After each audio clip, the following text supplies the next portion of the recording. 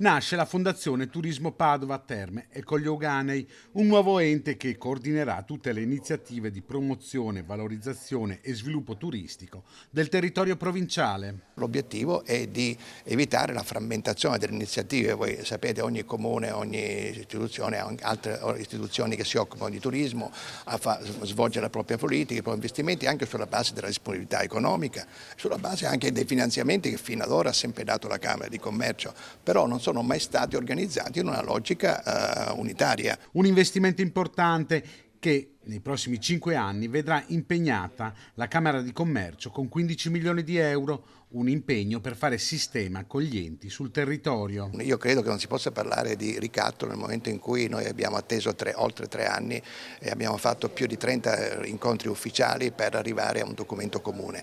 Sul documento comune c'è stata oggettivamente, devo dire, quasi una sostanziale adesione. Ci sono alcuni dettagli che ancora magari non sono stati presi in considerazione da parte dell'amministrazione.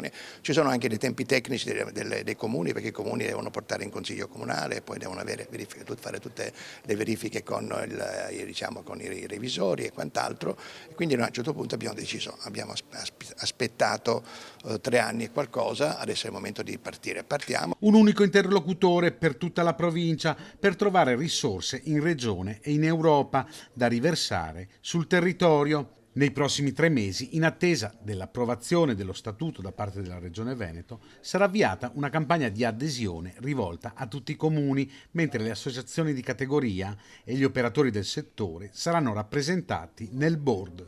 Se un comune X vuole organizzare un evento, delegandolo alla fondazione, ha soltanto i costi netti dell'evento e quant'altro, non deve pensare a tutta la macchina organizzativa, che è una bella semplificazione per tutti.